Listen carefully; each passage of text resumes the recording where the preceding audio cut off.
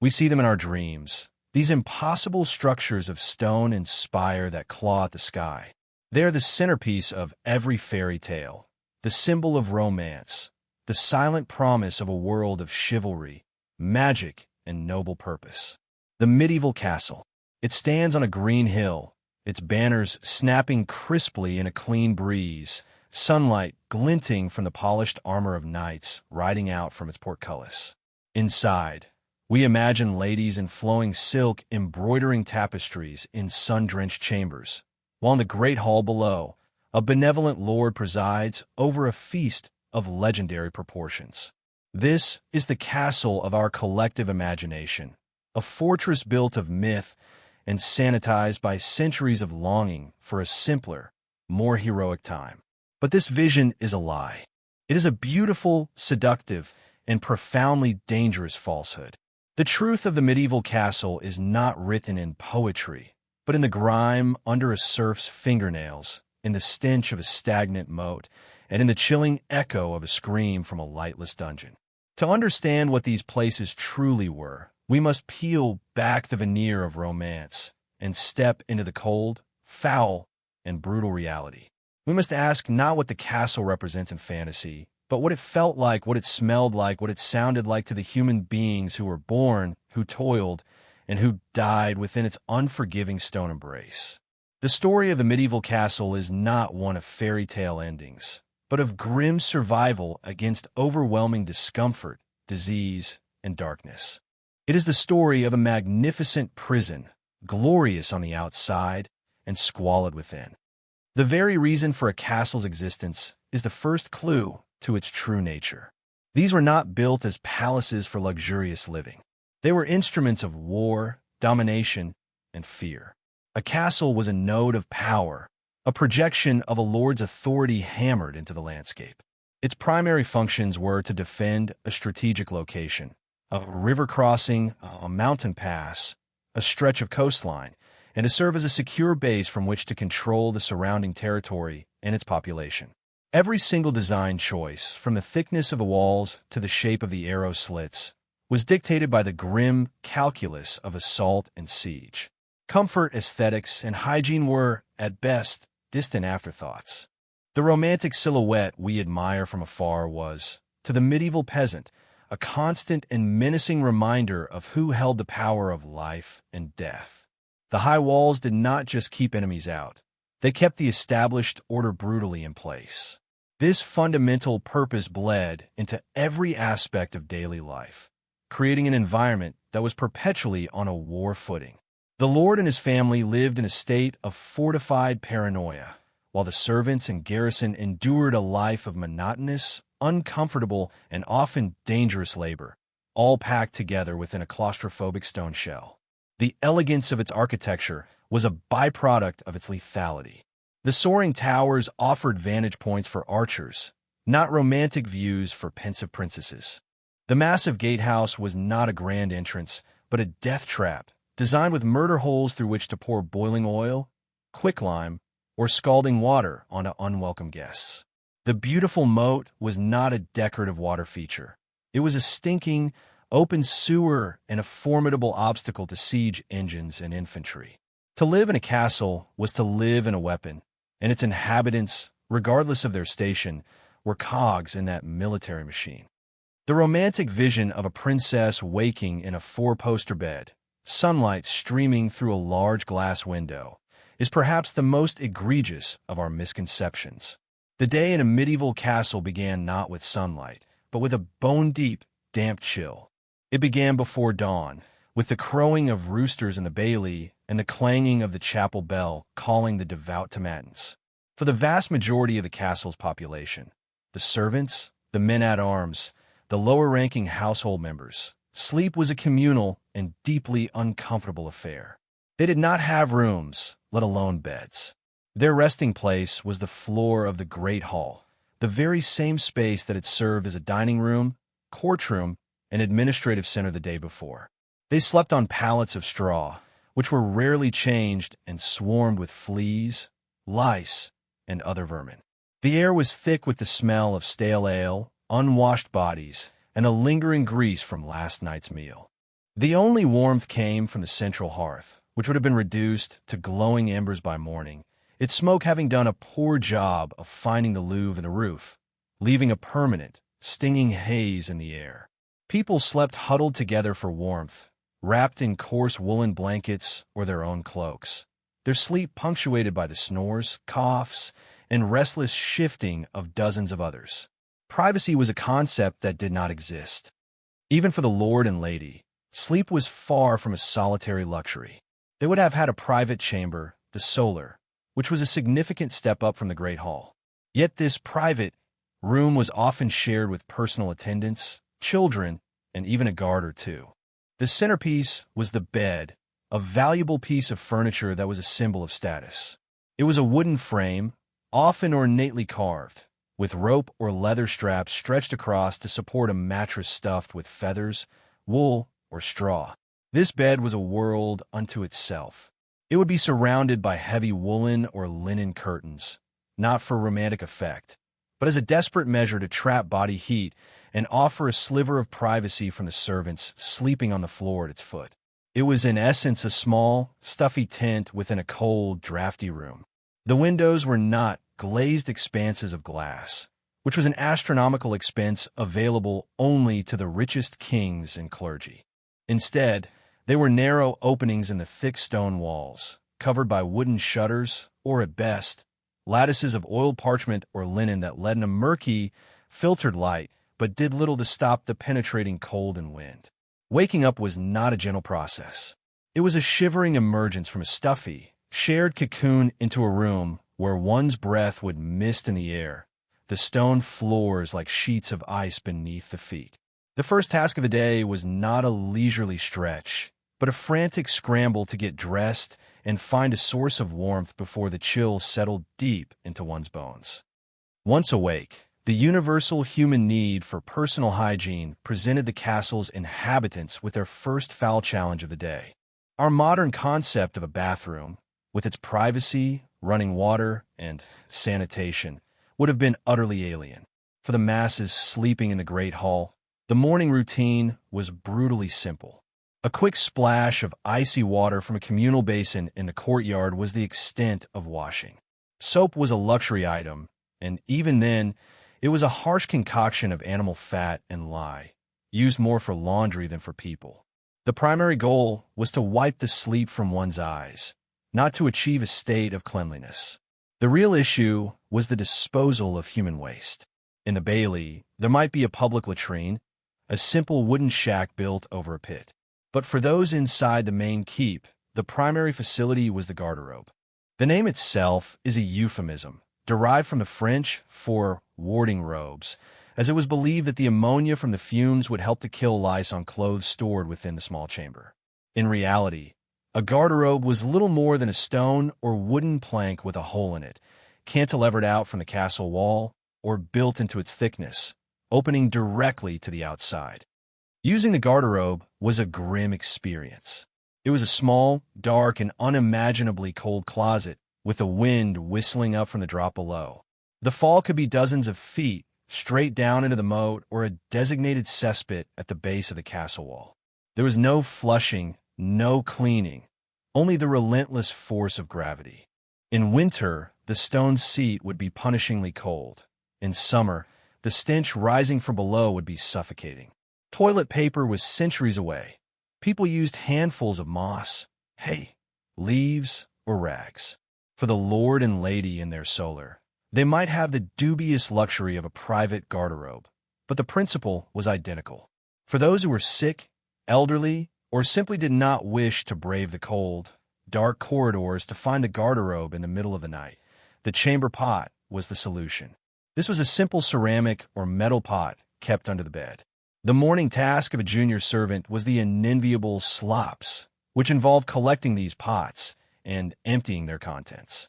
The most expedient disposal method was often the nearest window, a practice that made the ground directly beneath the castle walls a particularly hazardous and foul-smelling zone. The cumulative effect of these practices is difficult for the modern mind to comprehend. The castle, for all its imposing grandeur, would have been saturated with the pervasive, inescapable stench of human and animal waste, a constant, low-grade miasma that clung to clothes, hair, and the very stones of the building itself. Bathing was not a daily, or even weekly, ritual. It was a rare and laborious event, often treated with suspicion by medieval physicians who believed that opening the pores with hot water invited disease, a fear not entirely unfounded in an era with no understanding of germs, where bathwater could easily be contaminated. For a lord to take a bath was a major undertaking. Servants would have to haul countless buckets of water from the well, heat them over a fire, and pour them into a large wooden tub that was brought into the solar specifically for the occasion. The tub would be placed near the fire, and a linen canopy might be erected around it to trap steam and warmth. Herbs and flowers might be added to the water to make it fragrant, a small attempt to combat the ambient odors of the castle. This was a luxury of the highest order. For everyone else, a full-body wash was an extreme rarity. A swim in a nearby river during the summer was the most common form of bathing for the lower classes, but this was a seasonal activity. For the most part, people made do with localized washing of hands and face. The result was a population that was, by our standards, incredibly dirty. Clothes were worn for days or weeks on end, infested with vermin. Skin was grimy, hair was greasy, and the smells of unwashed humanity were simply a fact of life, masked, among the wealthy, by the liberal application of perfumes and powders. The romantic image of the fair maiden and the shining knight crumbles under the simple, stark reality of their profound lack of sanitation. With the morning's minimal ablutions complete, the castle began to stir with the business of the day, and at its heart was the procurement and preparation of food. The castle kitchen was a vision of controlled chaos, a fiery, smoky, and frantic environment that was part workshop, part factory. Located in a separate building in the bailey or in the basement of the keep to minimize the risk of a catastrophic fire, the kitchen was a cavernous space dominated by enormous hearths where whole animals, oxen, deer, pigs, could be roasted on spits. Cauldrons large enough for a man to bathe and bubbled with pottage, a perpetual stew of grains, vegetables, and whatever meat scraps were available. The air was thick with smoke, steam, and the clamor of shouting cooks, scullery maids scouring pots with sand, and boys turning the spits for hours on end. It was hot, greasy, and dangerous work. The scale of the operation was immense. A modest castle household might consist of over 100 people, all of whom needed to be fed twice a day. This required a constant, well-managed supply chain of grain from the lord's domain, livestock from his pastures, game from his forests, and fish from his ponds. The disparity between the food served to the high table and that given to the rest of the household was immense. The lord, his family, and his honored guests dined on a spectacle of wealth and power. Their meals were a procession of multiple courses, featuring the best cuts of roasted meats like venison, swan, and peacock, often redressed in their feathers after cooking to create a stunning centerpiece. Meat was the ultimate status symbol. It was served with rich, heavy sauces made from wine, vinegar, and ground spices. Spices like pepper, cloves, cinnamon, and nutmeg were fantastically expensive, imported from the East at incredible cost. Their liberal use was not just about flavor. It was a flagrant display of wealth. It also served the practical purpose of masking the taste of meat that was beginning to spoil, a common issue in an age without refrigeration. The presentation was everything. Food was brightly colored with dyes made from saffron, parsley, or sandalwood. Elaborate subtleties, or subtleties, sculptures made from sugar paste or marzipan, would be presented between courses depicting castles, knights, or mythological scenes. They ate with knives and spoons, but the fork was largely unknown in Northern Europe until the late Middle Ages.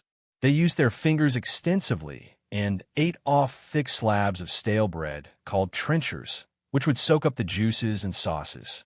At the end of the meal, these sodden trenchers were not eaten by the nobles. They were collected and given as alms to the poor waiting at the castle gate, a stark illustration of the social hierarchy.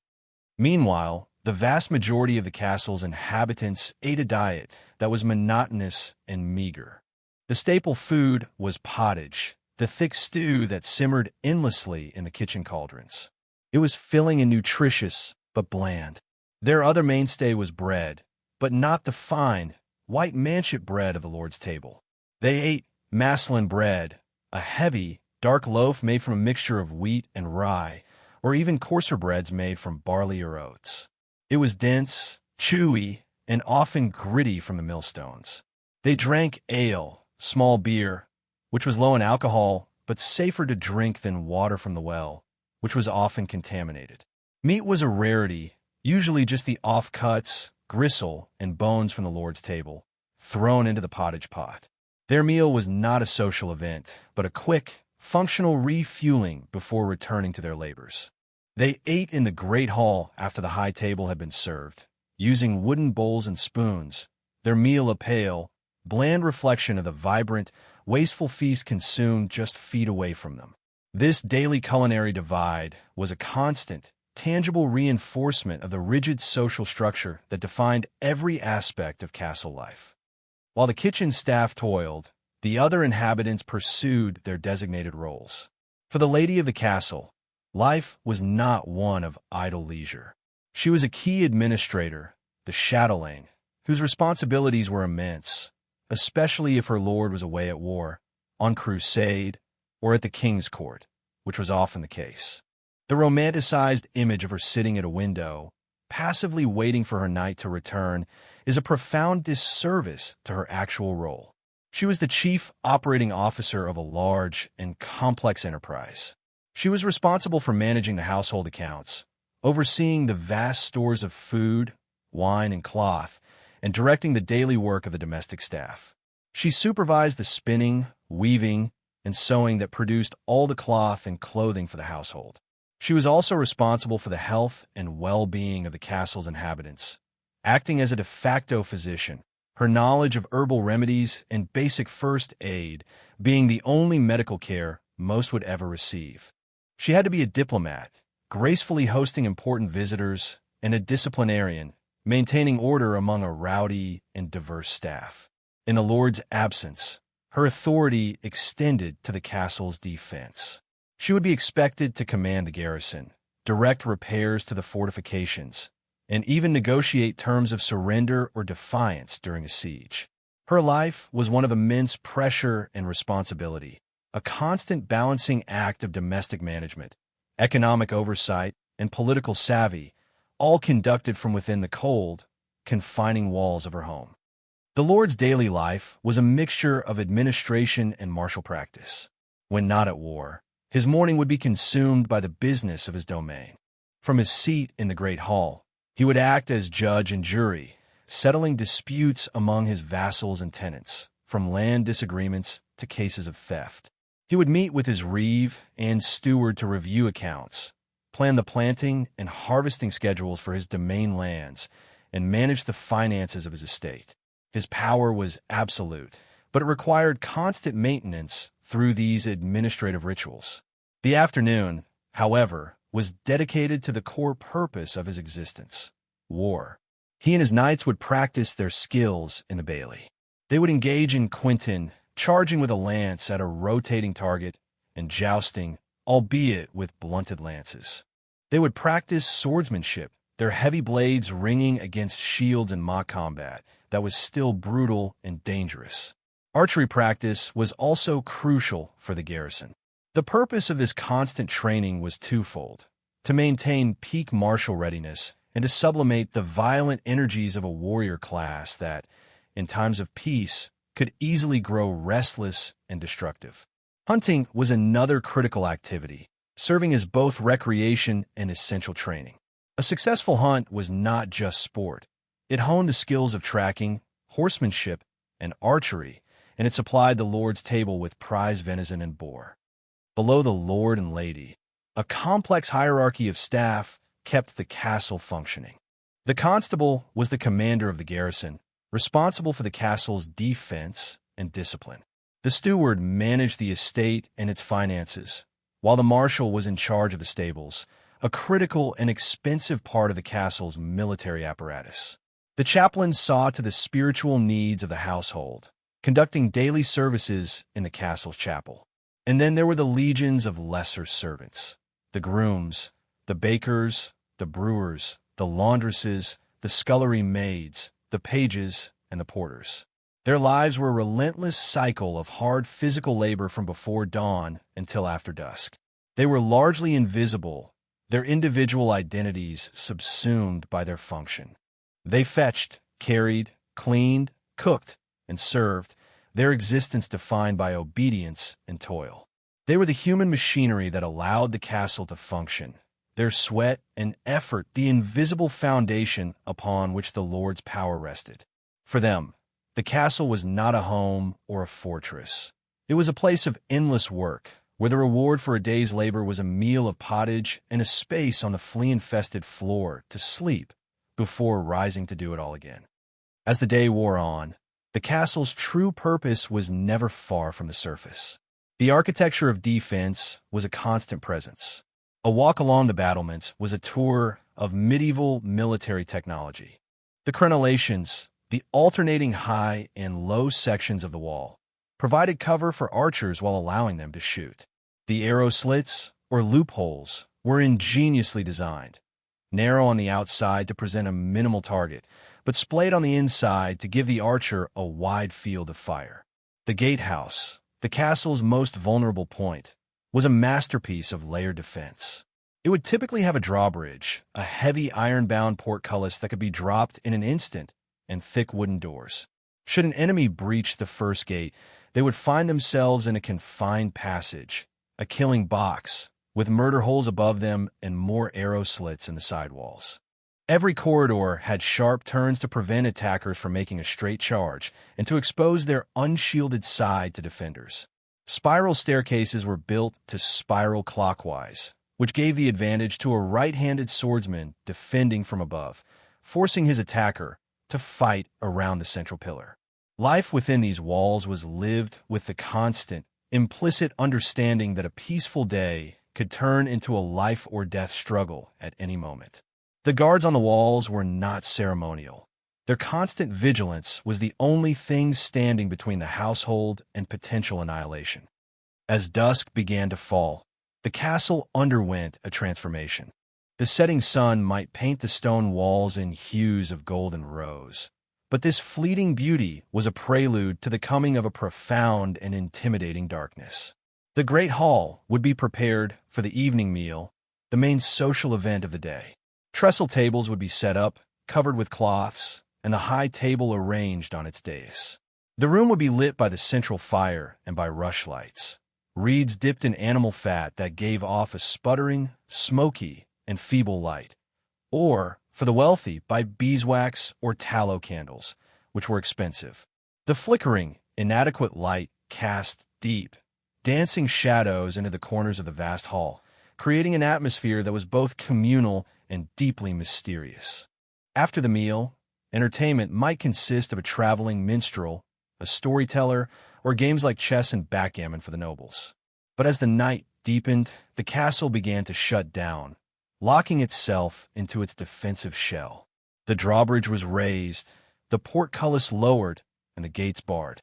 The castle was sealed off from the outside world, becoming an isolated island of humanity in a sea of darkness. Night was the time when the discomforts and fears of medieval life were most acute. The feeble light made navigating the castle's uneven floors and winding stairs treacherous. The cold, which had been held at bay by the day's activities and the fire, now seeped in from the stone walls with renewed intensity. The sounds of the day, the hammering from the smithy, the shouts of the stable hands, the chatter of the servants, were replaced by the sounds of the night. The wind howled through the arrow slits and around the towers, creating unearthly moans and whistles. The wooden shutters rattled in their frames. The building itself, a massive structure of stone and timber, would creak and groan as it settled. And everywhere, there was the scurrying, scratching sound of rats and mice, the unseen but ever-present residents of the castle. It is no wonder that this was an age of profound superstition, an age that believed implicitly in ghosts, demons, and things that lurked in the dark. The castle at night was the perfect theater for the imagination to run wild. Every unexplained noise could be the footstep of a restless spirit, every gust of wind the whisper of a phantom. The stories told around the dying embers of the fire were not idle tales. They were attempts to explain the terrifying and oppressive darkness that enveloped them. Stories of a white lady searching for a lost love or a murdered child were common. Spectral figures born from the castle's own history of violence, tragedy, and loss. The ghosts of the castle were not just fantasy. They were the psychological manifestation of the fear and anxiety of living in such a grim and intimidating environment. And beneath it all, in the deepest, coldest, most lightless part of the castle, lay the ultimate expression of the Lord's power and the castle's grim reality, the dungeon. The word itself comes from dungeon, the French term for the main keep, as the lowest level of the keep was often used for imprisonment. The popular image of a dedicated torture chamber filled with elaborate devices is largely a product of later Gothic fantasy, but the reality was horrific enough without it. The dungeon was not designed for long-term incarceration. It was a holding pen, a place of punishment, or a tool for extracting information. A prisoner would be thrown into a cell that was often little more than a stone pit. It was utterly dark, damp, and freezing cold. The floor would be slick with moisture and filth. Vermin would be the prisoner's only companions. Food and water would be lowered sporadically, if at all. There was no sanitation, only the accumulating waste of the captive. This was a place designed to break the human spirit through sensory deprivation, isolation, and physical misery. More terrifying still was the oubliette, from the French word oublier, to forget. This was a narrow shaft, sometimes bottle-shaped, into which a prisoner was dropped. The entrance at the top would be sealed, and the person would be left to starve to death in the crushing darkness, completely forgotten by the world above. The mere existence of such a place within the castle served as a potent and terrifying deterrent, a constant reminder of the final, brutal consequence of defying the Lord's authority. As the castle lay shrouded in this oppressive darkness, its inhabitants would try to find rest. The lord and lady would retreat behind the curtains of their bed, a tiny sanctuary of warmth and relative privacy. The guards on the battlements would stamp their feet and pull their cloaks tighter, staring out into a blackness that could hide an approaching army, their senses strained for any unnatural sound. And in the great hall, the servants and soldiers would huddle together on their straw pallets, their sleep a brief respite from a life of toil, their dreams perhaps filled with the ghostly whispers that seemed to emanate from the very stones around them. The day was over, but it would be followed by another just like it, a cycle of cold, labor, filth, and fear, punctuated by moments of coarse feasting and brutal recreation. This was the reality of life in a medieval castle. It was a life lived on the edge, in a structure designed not for comfort, but for conflict. When we look at these magnificent ruins today, it is easy to be seduced by their romantic power. We see the grandeur of the architecture, the strategic brilliance of the design, and we project onto them our own fantasies of a more noble and adventurous age. But we do them, and the people who lived in them, a grave injustice. We forget the human cost. We forget the shivering child sleeping on a dirty floor. We forget the young woman worn down by the immense burden of managing a household at war. We forget the soldier freezing on the battlements, the servant emptying the chamber pots, the cook sweating over a fire, and the prisoner forgotten in a lightless hole. The medieval castle was not a fairy tale. It was a marvel of engineering, a symbol of power, and a weapon of war. But for the people inside its walls, it was a world of profound sensory assault, a world of biting cold, of pervasive stench, of monotonous food, of relentless labor, and of deep, unnerving darkness. The true story of the castle is not one of kings and queens and splendid courts, but a far more somber and elemental tale of human resilience in the face of astonishing hardship. It is a testament to the fact that for most of history, for most people, survival itself was the greatest luxury of all. The stones remain, silent and imposing, but the ghosts of the truth are there for anyone willing to look past the fairy tale and into the dark.